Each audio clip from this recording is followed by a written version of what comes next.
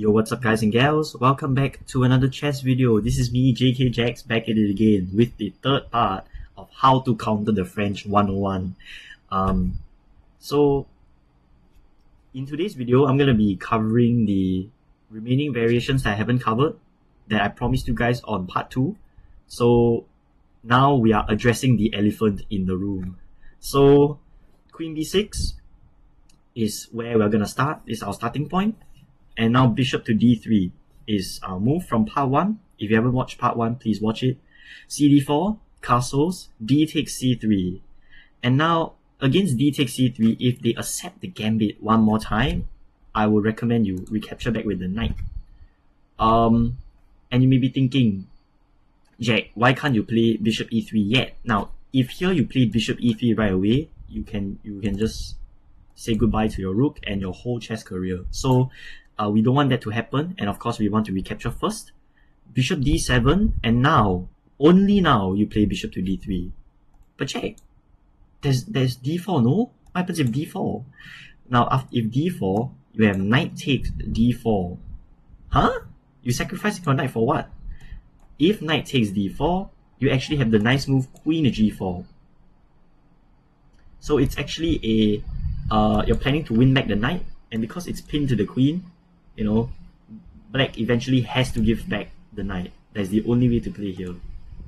And black cannot reinforce his knight with bishop c5 because that will actually trap his own rook. So that is why this is the best way to play. Knight h6, queen takes d4, queen takes d4, bishop takes d4. And I would say that white is positionally better here with its much more well-placed pieces. The pieces are much more centralized here. This bishop is doing quite a lot.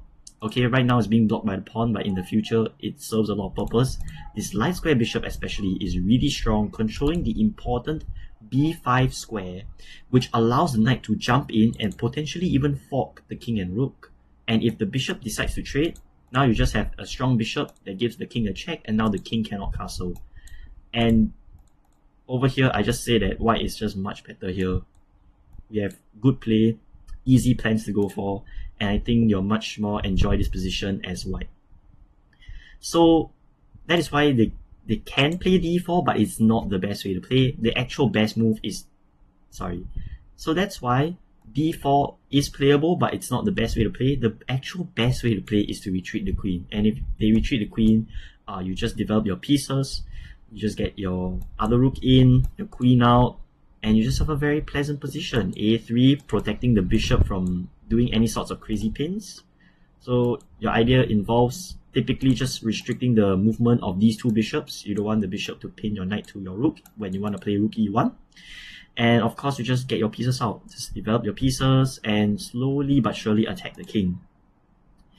But what happens after queen takes b2? Isn't the pawn just hanging? Well, at first glance, it looks like you hung your pawn, but you have the nice move knight to b5.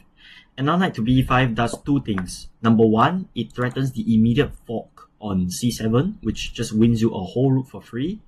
And another idea with the knight is that this knight just so happens to cover the black queen's two out of 3 escape squares.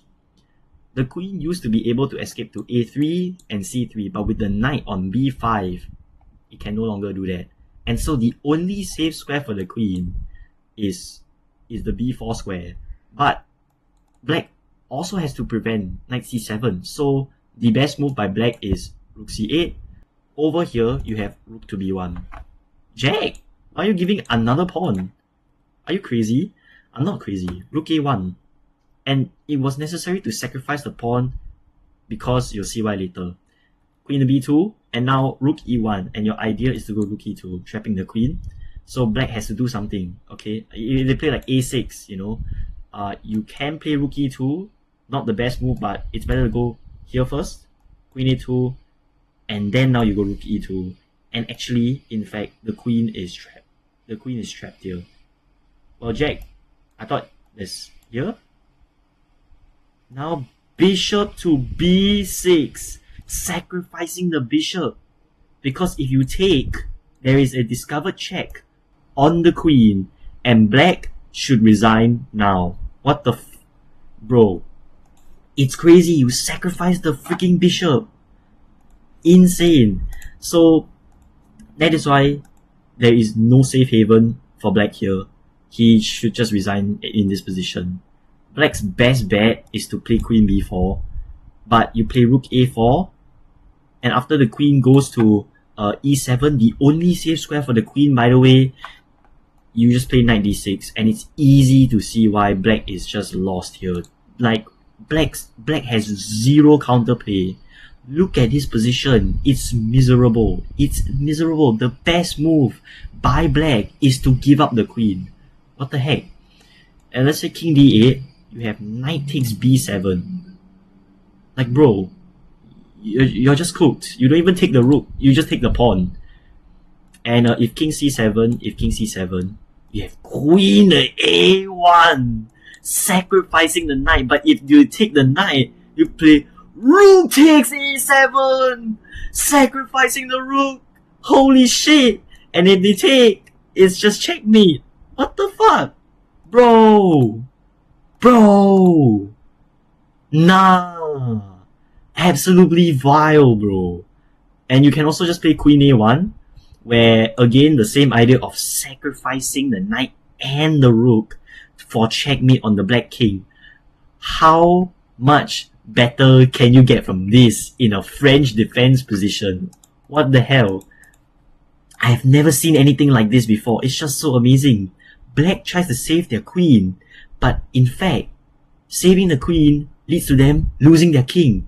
It's insane. Oh my days. So that is why I just love to play this variation of the advance against the French. I mean, it's just so nice, you know. Now let's move on to a second variation. Okay, again back to the queen b6, bishop d3, cd, castles, and now bishop d7. It's a much more passive approach with bishop d7, delaying the capture of pawn takes on c3. We'll play rook e1, knight g to e7, trying to go knight f5. Now we'll play h4 here, trying to restrict the movement of the black pieces. We want to play h5 in the future, and we take away the g6 square for the knight. That is our idea, because once the knight goes to g6, it appears that black has good pressure over the e5 pawn. We want to not lose our e5 pawn, because our e5 pawn is holding black's pawn structures down and is taking away key squares for this dark square bishop. That is why we want to play h5 and stopping everything.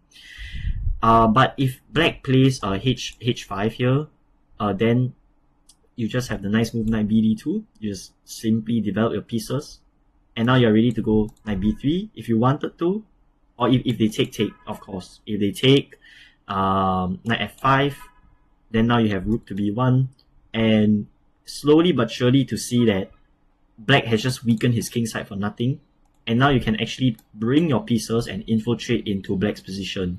So that is why black should not play h5, because it's leaving so many holes into the black's position. Whereas, yes, we did leave some holes in our own position, but it's not clear to see how black is able to exploit it yet. So that is why h5 is not the correct move. In fact, the correct move is to play h6. Well, you have knight bd2, and knight bd2 delays h5, but you accelerate your actual idea of playing rook b1 and knight b3, and it can be useful how this knight on b3 can go to c5 in the future. It's a very thematic idea in this French advance. So d takes c3, rook c8, rook b1, queen c7, and then knight b3. Mainly white's idea here is you either play bishop e3 or bishop a3. I think I prefer bishop a3, queen at e2, or even queen d2, and rook c1. And now you're ready to play c4 in the future, as well as h5. You can delay h5. h5 you can play anytime. You're not worried anything right now. You're just here to prevent g5 with the pawn on h4. It's a nice benefit.